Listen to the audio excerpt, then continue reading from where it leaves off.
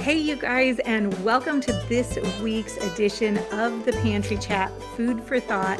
This week, we are tackling a really great subject I'm really excited about. A lot of you guys have talked to me about this and asked me questions. And today, we are going to be discussing foraging and really diving into some urban foraging too, not just what we'll be covering them both, but foraging in general, but specifically urban foraging. And I'm really excited to have Lisa Rose here. She's the author of the book, Urban Foraging. So she knows what she's talking about, and this is really exciting. I'm glad you're here because I love the idea of foraging, and I do forage a little bit. We're on a lot of acreage. We're surrounded by a lot of acreage, so we have great things like morel mushrooms up here, and a lot of fun things like that. But as far as huckleberries are a big one for our family. But as far as really starting to incorporate these things in a mainstay way into our diet, that's kind of been a little hard for me to bridge that gap in a lot of ways. So I'm just so excited to have you here. So welcome, first of all. Thank you. Tell us a little bit about how you got started into, foraging into that entire world to start with. Well, first and foremost, I'm so excited to hear, that you've already taken the first step and that you have a relationship, right, with the huckleberries, with the morels. You have the luxury, right, of having land and wild space that's around you, so that you can not just yourself, but you can take your family out to explore the natural world. And I think that first and foremost, that's really that starting place is having that curiosity and building that relationship with the land. And when I think people say, "Well, how long did this take? How long did it take you to learn this? How long have you been doing this?" And I think, gosh, it's been my entire existence really on the planet. It's taken different turns, right, as my life has shifted. When I was a kid, my mom, she loved morels. We had a huge garden, in the city in Flint when I was a smaller child, and even all the way into, my own adulthood, she always was canning and preserving foods from the garden.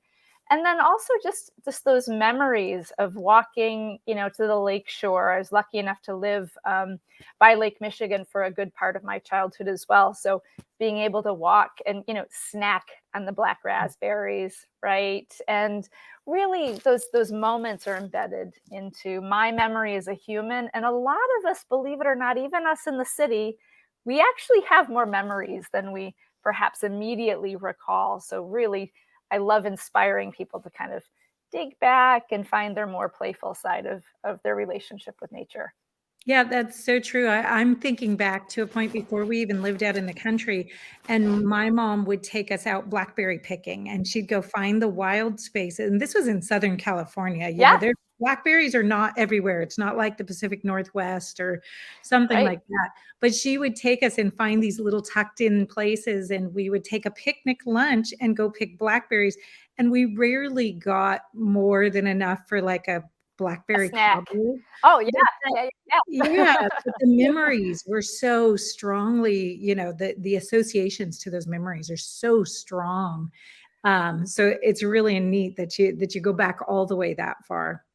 And I love that you really, there's a quality to those memories. And in my mind, people say, well, gosh, I mean, even myself, I do have a busy modern day lifestyle, right? That I do try to incorporate to as much as I can, bringing the outside in and foraging, but by no stretch of the means of, am I 100% of my diet off the grid and from wild foods? And I'd say it's more about having that point of awareness and intentionality to bring that into your lifestyle, as opposed to making it the goal of 100% off grid. If you can make it to that, that's fantastic.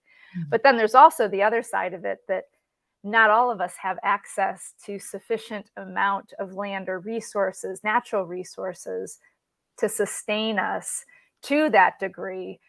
especially for those of us that are, adjacent to Central Park, let's say. Like, we can't all turn to Central Park as our greengrocer. That would be completely inappropriate, right? And an inappropriate use of the resources that's there for a shared space. So Yeah. it's about the quality of that relationship, tapping into that very human connection that we have with the land, and then going from there and learning and helping cultivate then too the wild spaces along the way. So I have a lot of questions for you that I'm excited to dive into. But first, I've got to say, one of the things that I really like about this book, the Urban Foraging book, that I feel like a lot of foraging books don't have in them, is what to do with these plants when you bring them in. I'm looking right here, aspen woodland bitters. Or, going into the culinary uses. Here's a recipe for elderberry syrup in this section. Let's see if I can hold it up. The elderberry. You know, actually getting into recipe. Yeah, I love this one because I've actually made this one myself.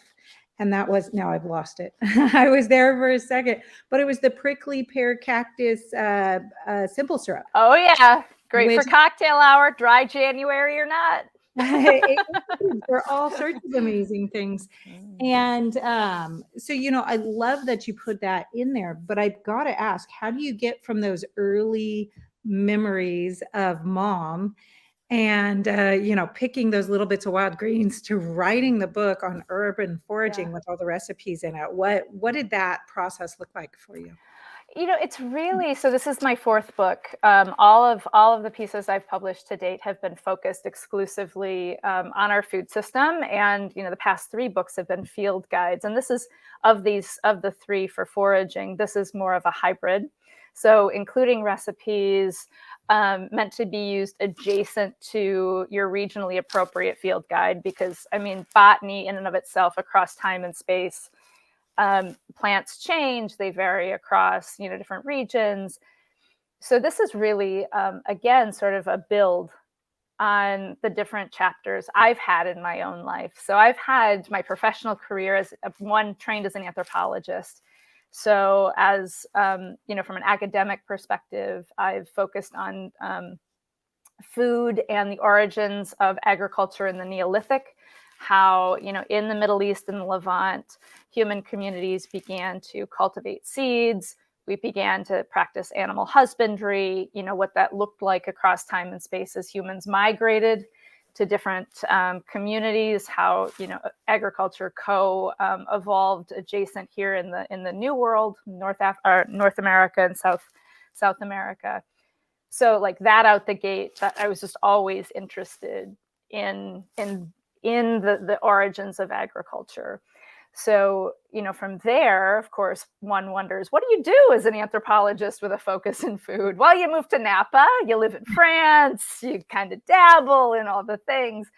And, I've been so lucky to have been surrounded by people that care about the earth, that have a relationship with plants and the land, that have a curiosity around culture, right? So there's always been this really great intersection in culture share on recipes. So, in urban foraging, the recipes come from my personal experiences with the plants and then also adjacent people. I couldn't, fit all of the stories into like why I chose different recipes, but each one has a story that's personal to me. So, and there's a person or multiple people and generally a scenario that kind of said, this is why I should include this, because it's a bit of me. So that's something that, we all have that personal red thread that goes through our current life and even passed back into the generations, right? When you think of those family recipes, my mother's, we would put up about 50 quarts of wild grape juice every fall. And I actually do know I have a threshold for purple grape or for wild grape juice. Actually, as a kid, I maxed it out, right? Right. And so, it's this culmination of experiences for me that have been Actually just wildly magical and definitely delicious. I love to eat, and I love to spend time with, with people and learn from other people. It's not necessarily even to learn another recipe, but it's the that exchange and that building of a relationship that comes with making food with others, especially others with a different background and a different point of view in the world. So hopefully, I'll continue to build on that. And I am sort of one that I'm a more of a soup maker than a baker. So I sparingly included baking types of recipes in there, because anybody that know me would know I'm full of. If I was to go into the baker's trade, they'd be like, "Oh, we know her. She is not the best baker." Definitely, right? Just to bring in that amalgam of life experience. And I mean, and this too. You accumulate those moments, right? And those foods really can just be the highlight of those moments. Well, you're really talking my love language. Now, not a lot of people know this, but when I was back in college, I really dove into studying prehistoric ethnobotany, which is really a fancy way of saying, understanding how different cultures used plants before we had recipe books, right? Yep, 100%. Before we had written recipes. And it was really out of this desire to learn how to live within the area that I occupy. Yeah. If I live in Tennessee, how do I exist there? With the natural surroundings. If I live where I am here in northern Idaho, how do I exist there? And we do that a lot of times. We can learn so much by studying the cultures that came before us in those areas who had no choice. Trade routes were long and difficult. It's what you ate was what you had outside your door all the time, and you needed to make the most of it. So I really like that. I want to jump in to some actual questions here to help people get started and to start thinking about how to integrate some of these things into their life, whether they're out, here in North Idaho, surrounded by wild land and 40 acres of property and everything that we have here, or if they're in a city somewhere, or if they're in a suburb somewhere.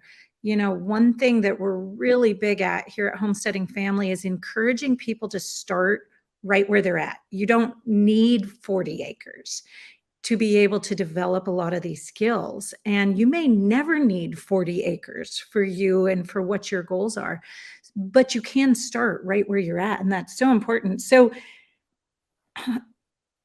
I gotta just kind of deal with the elephant that's in the room for me here, which is, I think for a lot of people, this idea of urban foraging, the immediate thing that we come up against is they tell us not to gather food by the roadsides.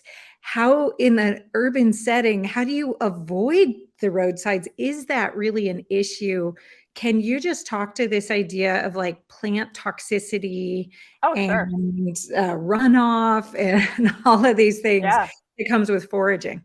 Yeah, in fact, I love, I don't qualify that as an elephant in the room. In fact, you can't talk about urban foraging and not address the current state and the historical use of the land in our cities and adjacent to, even in our ag communities.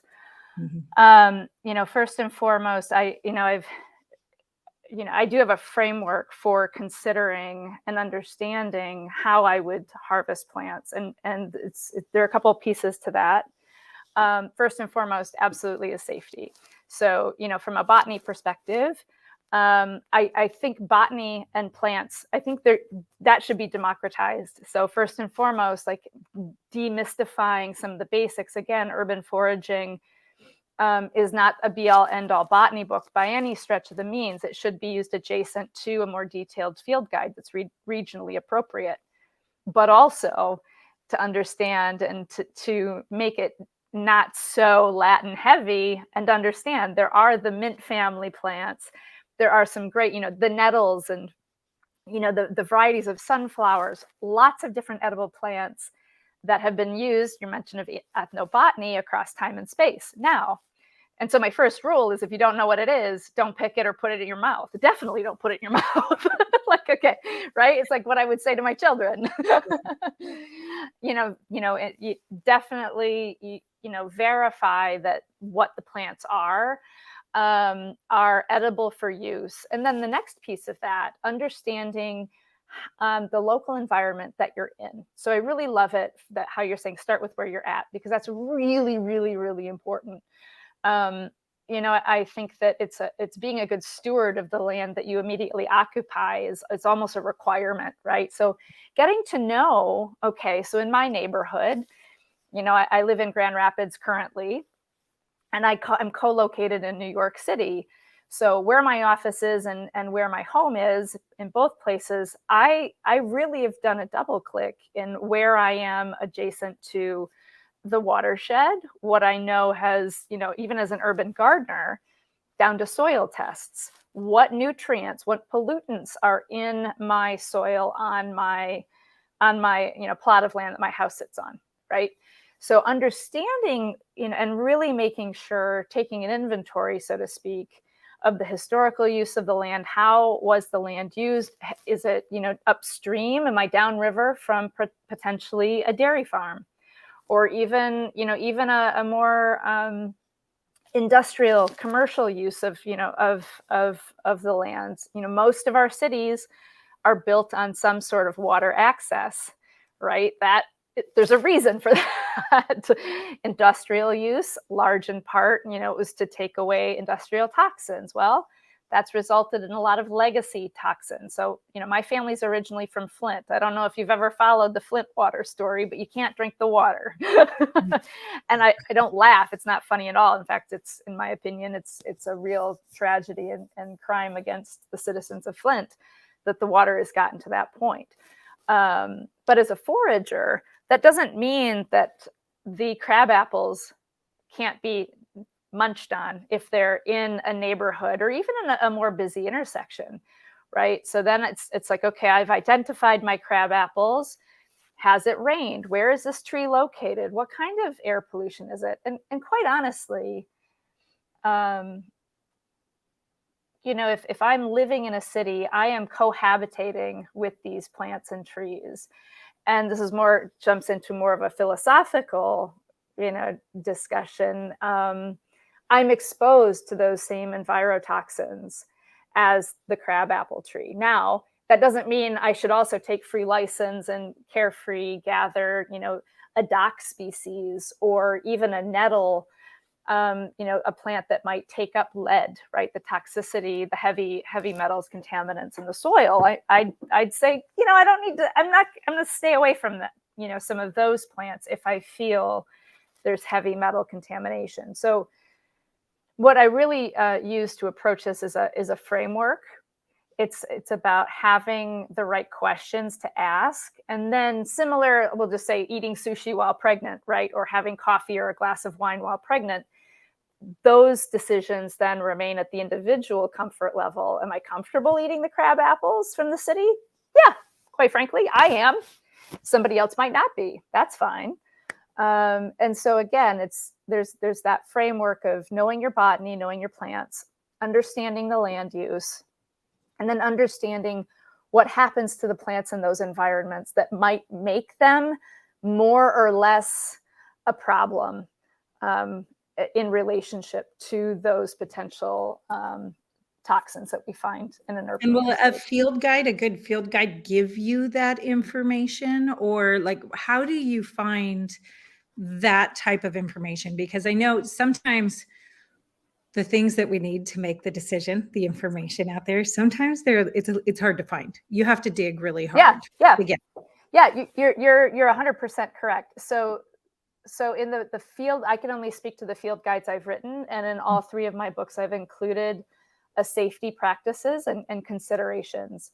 And that covers everything from wastewater management to ag contaminants to, I'd say easements, railroad tracks, power lines, right-of-ways, right? All of those have unique histories of use that might make it more or less something to be an area of concern.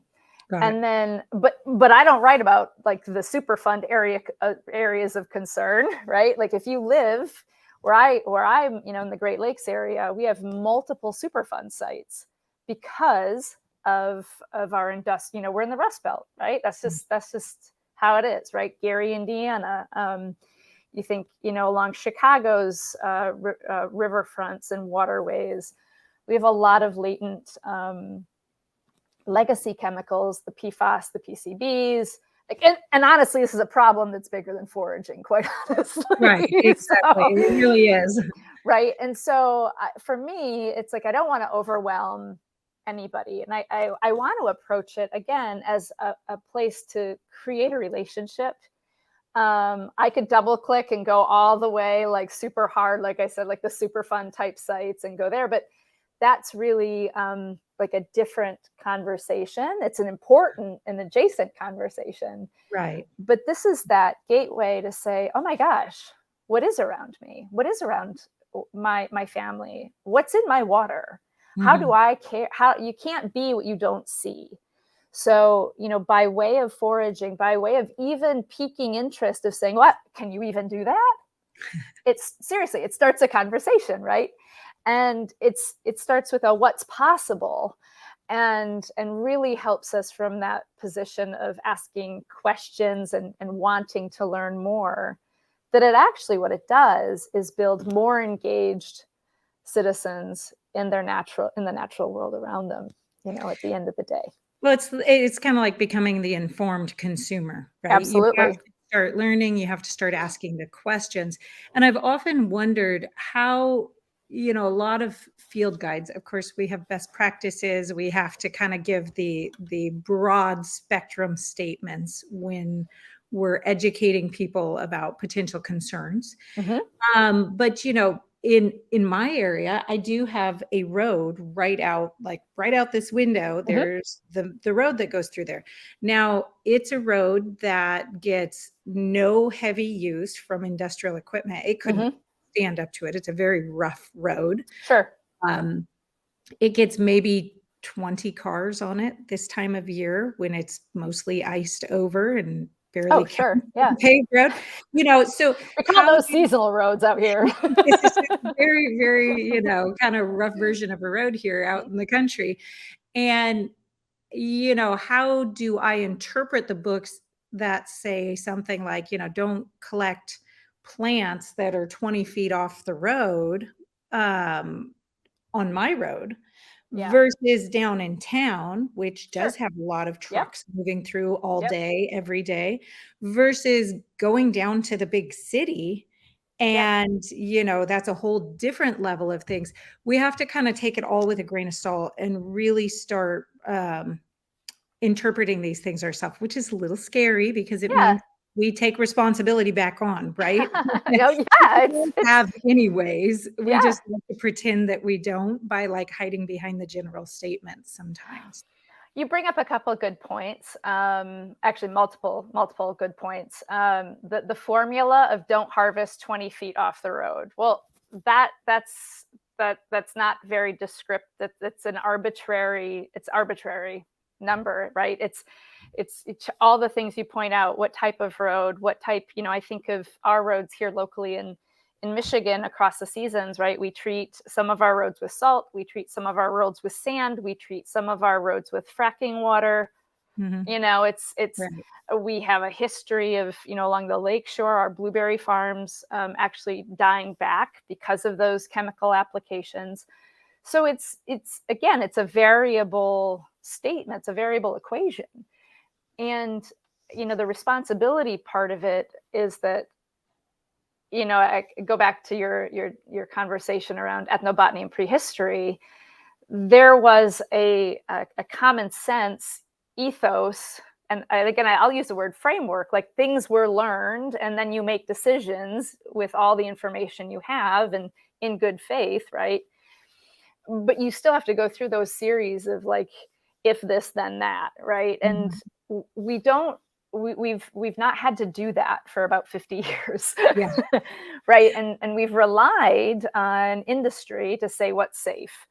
And that pendulum has swung back where we're like, Teflon's not safe. Yeah, not working for us anymore. Yeah. There's some, you know, I'd go so far to say there's this blatant lack of trust now in the institutions to keep us safe. Particularly in the US. I think because of, we don't even have to go there. That's a whole other adjacent conversation, right?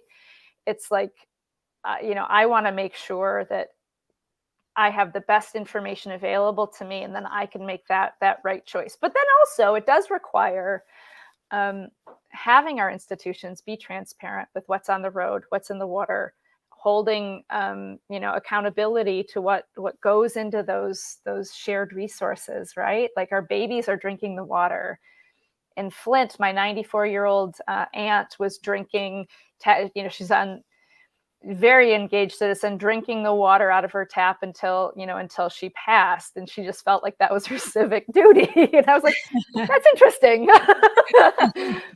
But you know, she felt like she had this sentiment that you know, to be with everybody else that was being I guess hoodwinked and blatantly lied to of what was in the water, right? We need to really have we have to have clean water. That's a big deal, right? Right. And from there, let's have that information empower us to be able to do whatever we can with the resources we have to make sure the future is available for our children and their children's children. Because this really is in the bigger picture also. It's a larger piece of our environmental sustainability. So I want to attack for a moment a fallacy that I hear a lot of the time. And I get a lot of communications from people from all over the United States, all over the world. And this is one that just makes me cringe a lot. And I just want to dive into this. And I think you're the perfect person to dive into this a little bit with. But we'll also often hear somebody say, well, when the world falls apart, I've got my field guide on my shelf and I'm just going to go to the empty lot next door and forage. We hear this in context of gardening too. Like, oh, I've got my survival pack of seeds and I'm just going to grow a garden if the world falls apart and I can't get food at the grocery store. Now, those of you guys who followed us for a long time, you'll know we are very solutions oriented. We don't like poking at the problem too much. Yes, we all need to recognize there's a lot of inequality in the world, but there's a lot of solutions too. So to be proactive in taking those. And this is one of those things though that makes me cringe. And I think from the gardening side, I cringe because I know how many years I have totally screwed up a garden and gotten food out of it. And I'm thinking, these people don't even know what they're doing, and they're going to wait till the most stressful moment to pull out and learn a very advanced skill. But it's right the same with foraging, because do you know how long it has taken me? Like in some cases, how many years it has taken me to identify a plant that is in books. Like, oh, this is and it should be all over the place. And I just can't identify. Well, once I do, or somebody helps me, it's like, oh, it really is all over the place. I just couldn't identify it for one reason or another. What, like for somebody who's actually ready to get out, I mean, obviously we can kind of laugh at that scenario and go, that's stressing me out actually. To make you cringe too. I would need my family's safety, well-being to depend on me learning a skill that fast. But for people who are actually ready to like wade in and start taking steps right now, which, hey guys, is the right answer. If you think you want to move towards more foraging, start learning it now. Like, don't wait. What would be the first steps that you would encourage? Well, first and foremost, I think we're in a really fantastic moment in human history, at least in the past 60, 70 years, when, you know, the last big movement toward this a collective desire to have basic knowledge of how to grow your food happened with the Victory Gardens in the 40s, right?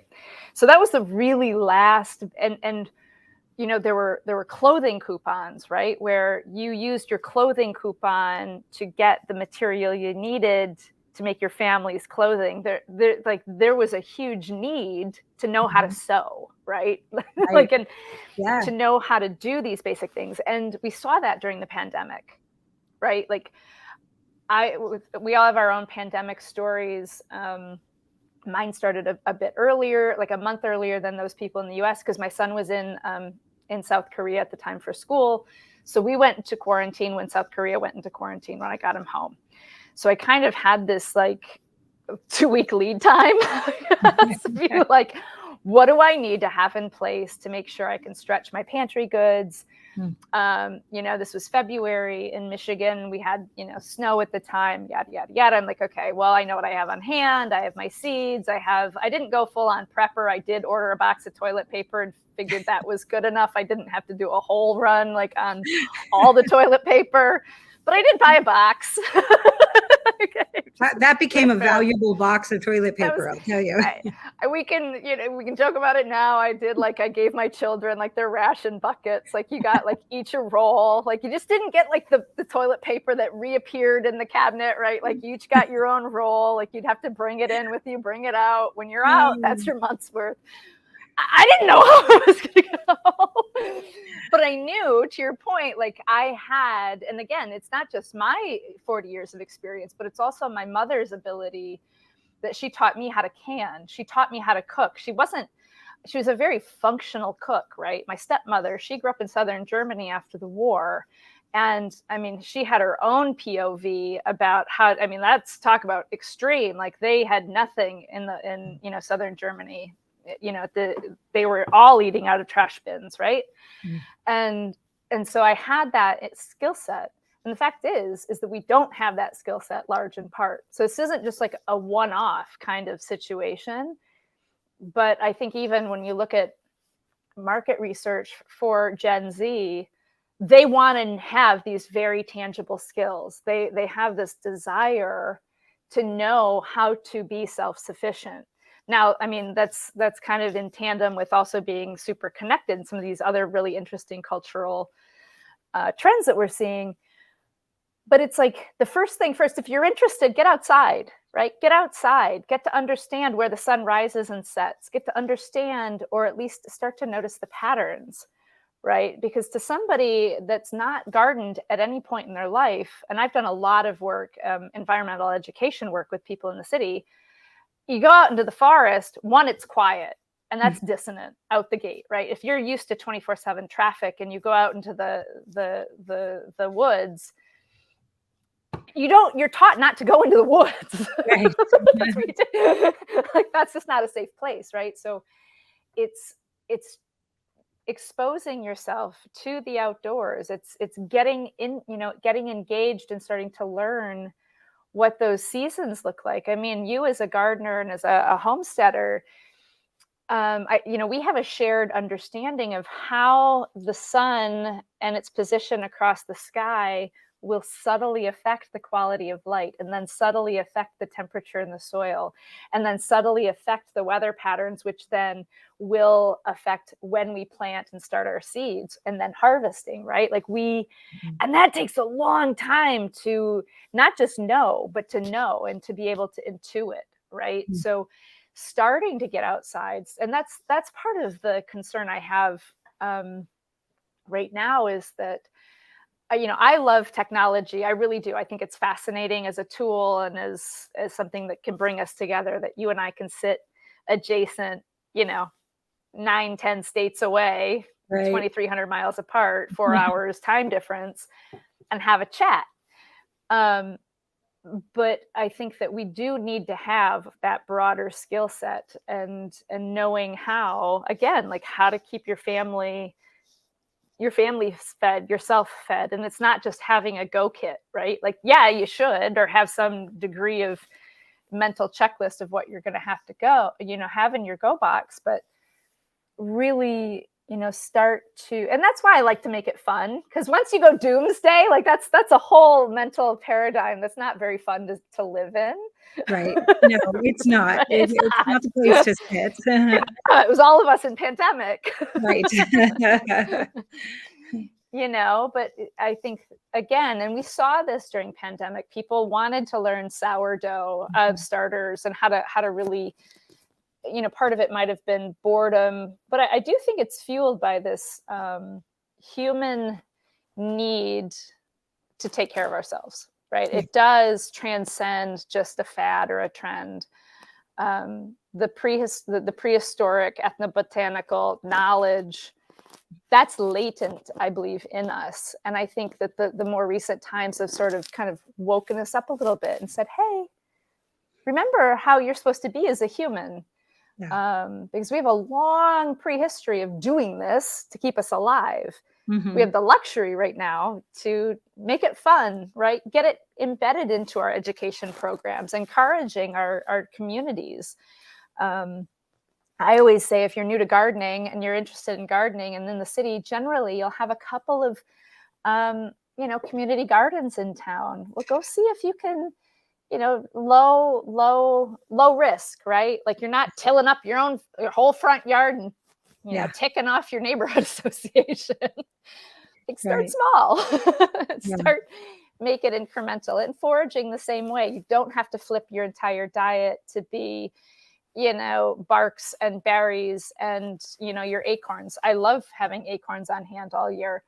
But at the same time, if you start bringing the mint in and drying it for mint tea and then blending it maybe with some either rose petals to maybe make a nice relaxant tea, add in some lemon balm, right? Just kind of approach it in a really fun, playful, delicious way, you'll be much more likely to stick with it and garner more interest than like trying to,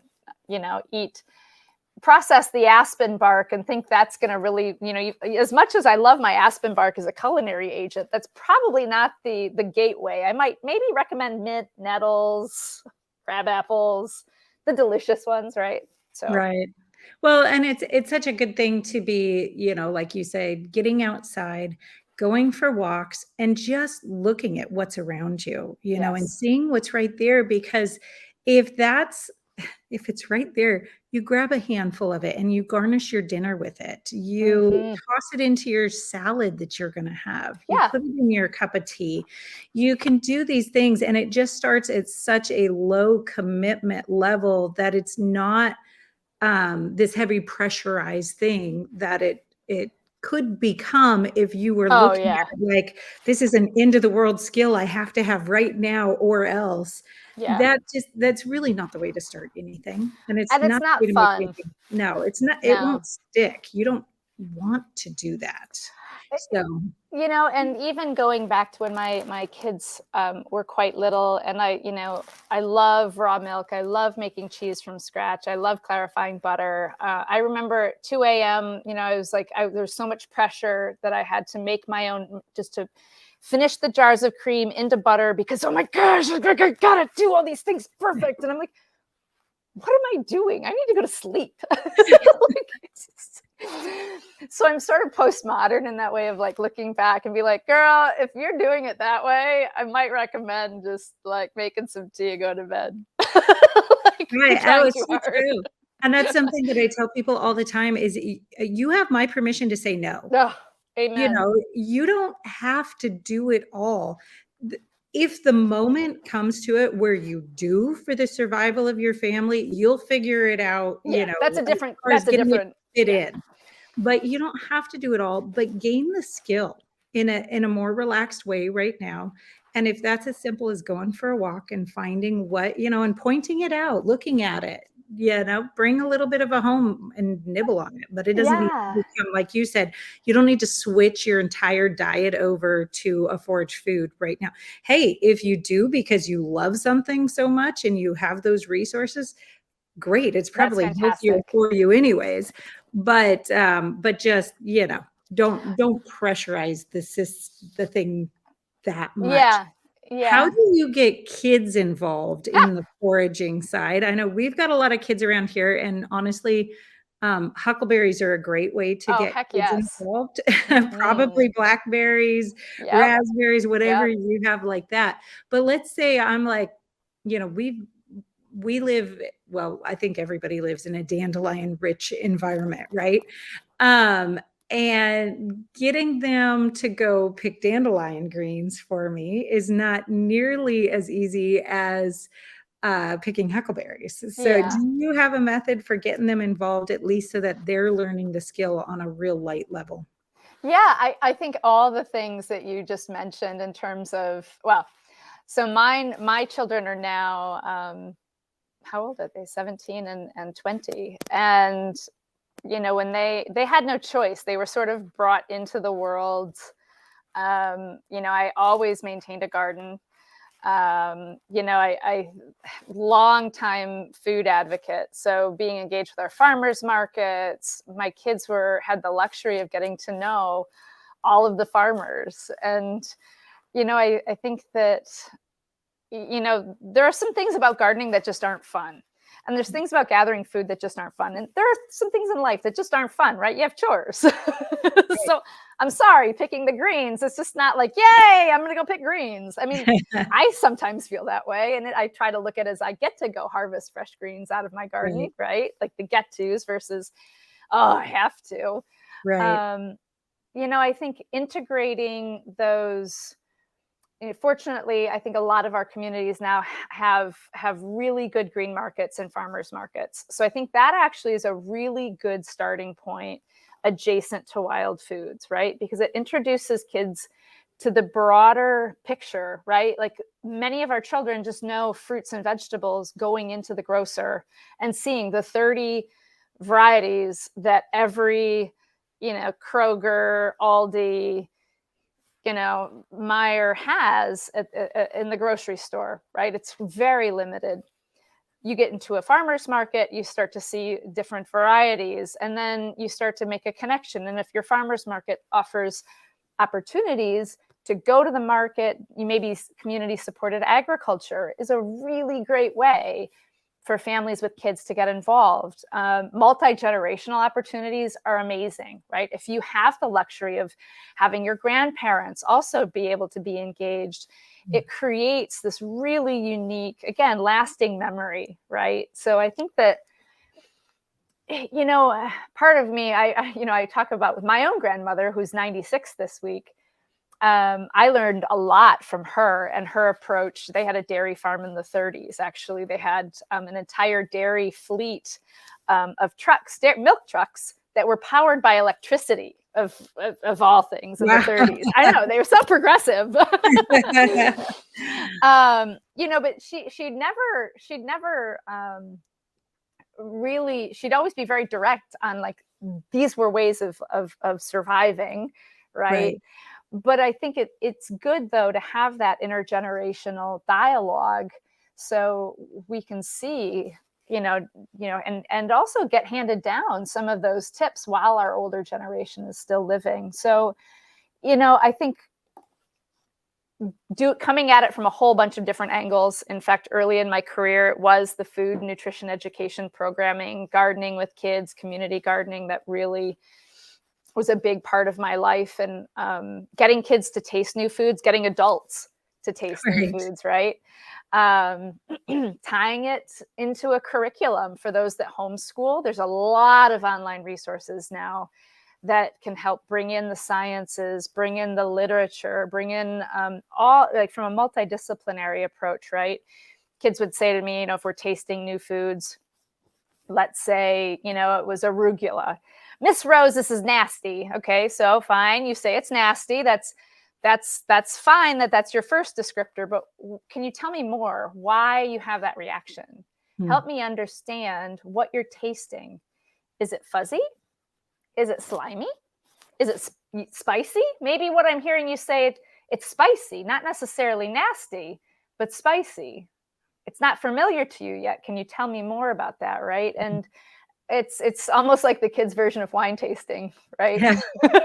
No, Like, I madam, really I taste shoe leather in my yeah. arugula. Well, that's a problem actually, but Yeah, yeah, that would be rough. But yeah, no, I really like that idea of really bringing out and asking them to explore the flavors of what they're tasting. We had an experience the other day that really stood out to me, and this was a moment when I had the 7-year-old at the table do something that Josh and I have done over and over again, and we haven't always done it intentionally, but it happened in a way that made me go, wow, we've been doing something right on the food side that I didn't even realize. It was kind of unintentional. But she sat down at the plate at the table. We have very non-picky eaters because we don't allow picky eating at our it just isn't gonna happen. Um, Preach. but, we all have opinions, but it doesn't mean we get to be picky. But she sat down, she looked at her plate, and she was like, "We grew those potatoes, and those were our green beans, and that was the chicken that we raised here." And she went through everything on the plate, and she identified how she was involved in the process. Aw. It was this moment where Josh and I have done that over and over again at the table, just trying to circle back around. We picked those Yeah. potatoes months ago at this point. Yeah. Yeah. And so how valuable to look at that again and say, "Do you remember that day we were all out there and we were doing all that together and it was hard work then, but here it is, we're still eating this stuff, like That's such a you helped feed blessing. the That's family." amazing. So being able to bring that experience full circle for the kids too, of like, this is the cobbler that came from those blackberries that we picked. And yeah, do you Oh, remember all yeah. the thorns and all the everything that we had Yep. to reach through? Yep. And just making that a positive memory and framing it for the kids, how valuable that really is. Now, I want to pivot just a little bit. I gotta first say, Yeah, go ahead. nice job.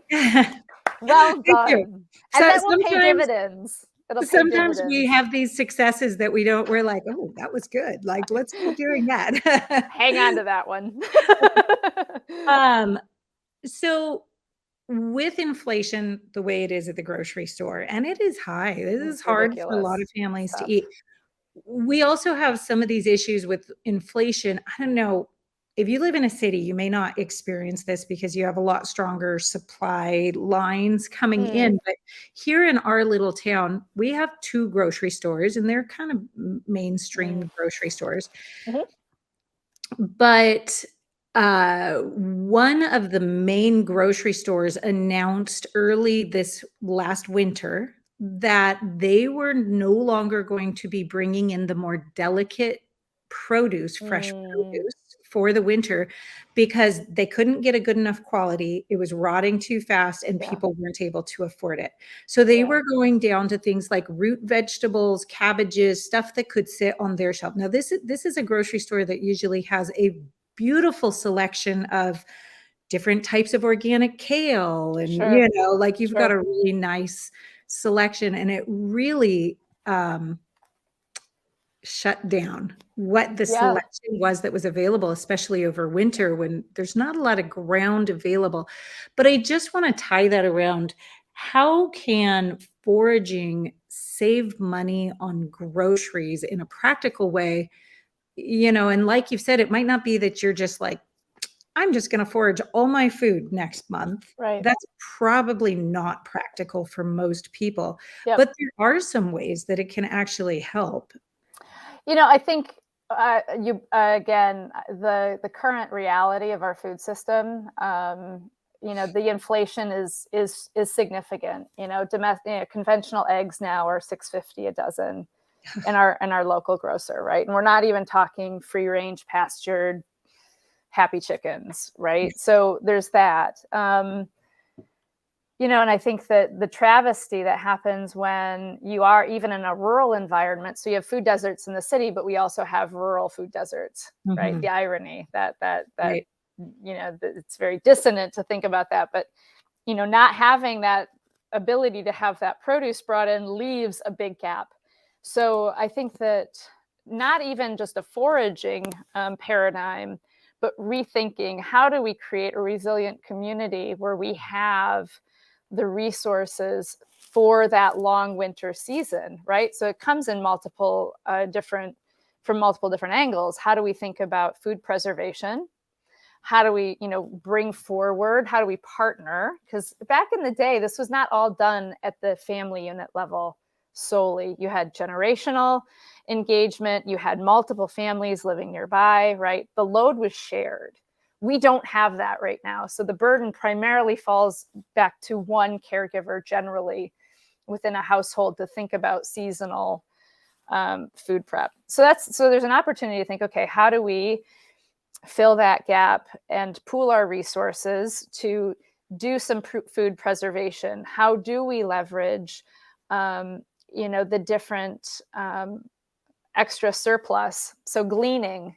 We have a food distribution problem in the United States. We don't have a food quantity problem if we're going to talk about agriculture, right? So how do we start to think a little differently and say, okay, how do we rebuild those local networks to say, I have extra this, and it's going to look different for every community, right? In the city, that might be urban gardeners sharing produce. It might be working with the food pantries. It might be a myriad of networks, right? And you might not have that diversity of networks within a rural infrastructure, at least in the number of them. But you also have, I think, an ability to tap into those more connected networks. I think I know that isolation and loneliness in a rural environment is real.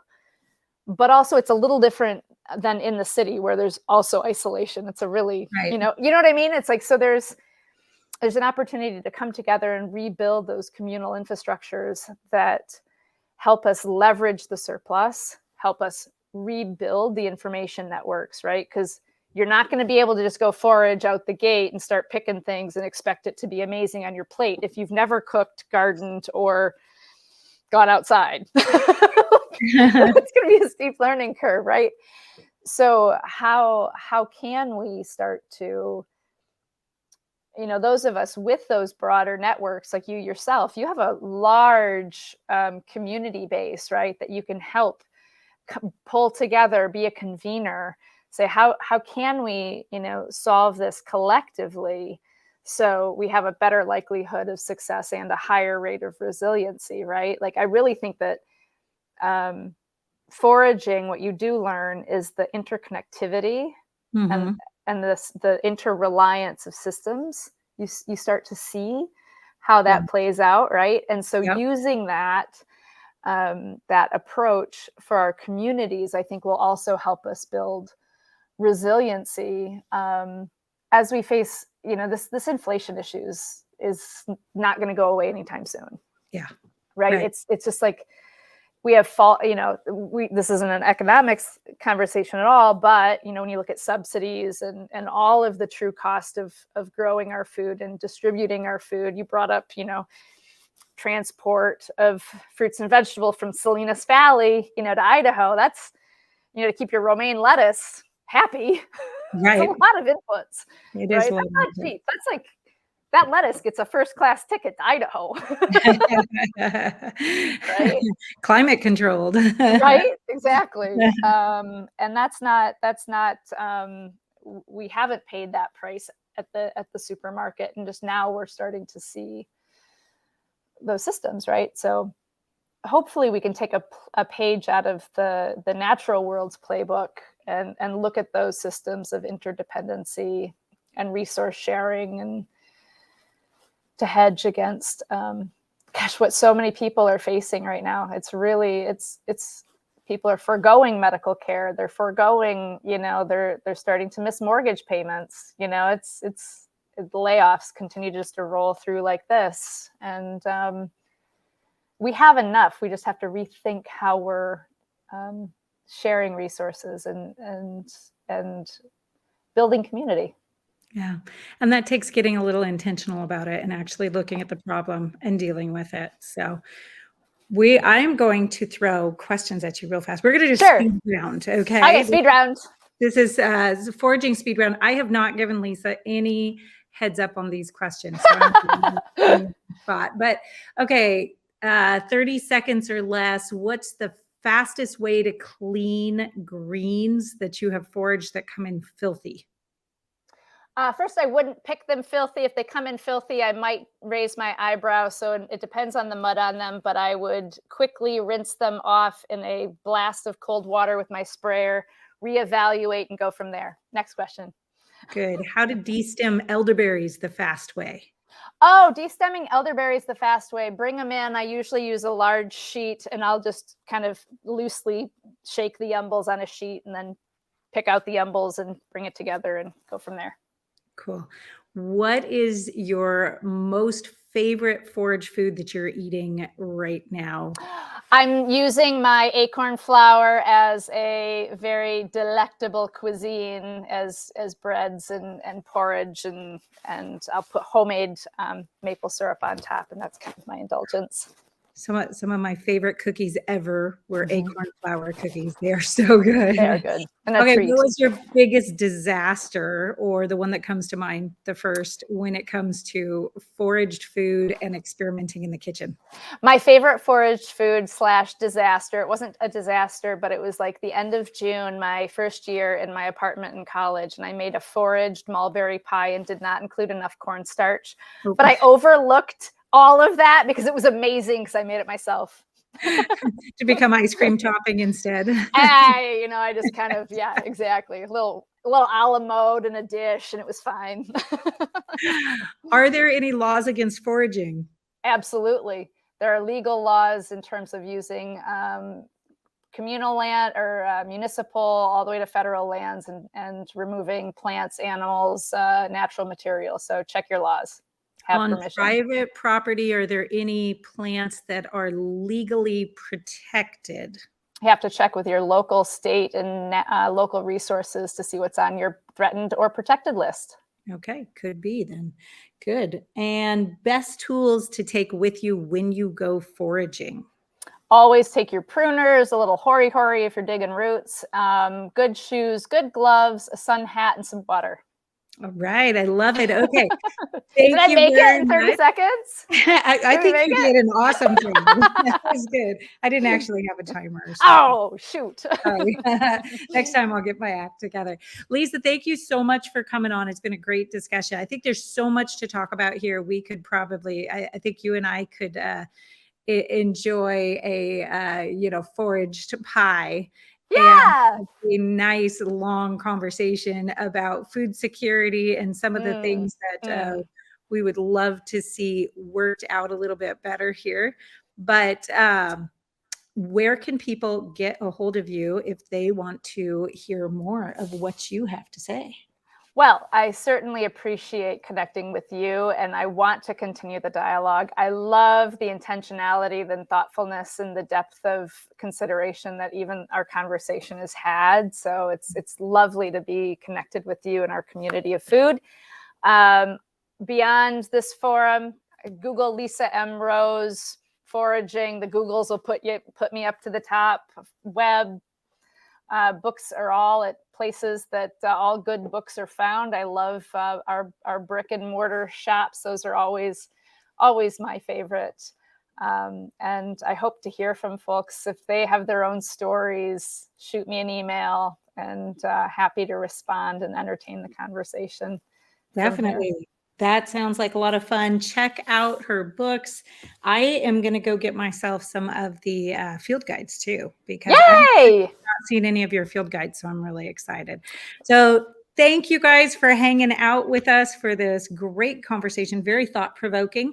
And make sure you leave us comments. If you're watching this on YouTube or on a video platform, if not, if you're on a podcast, feel free to, connect with Lisa or send an email over to Homesteading Family and, let us know what you're thinking about. And if this prompted any thoughts for you or any directions for you that you haven't thought of going yet, because it's a good conversation to be having. So thank you. And a fantastic one to continue.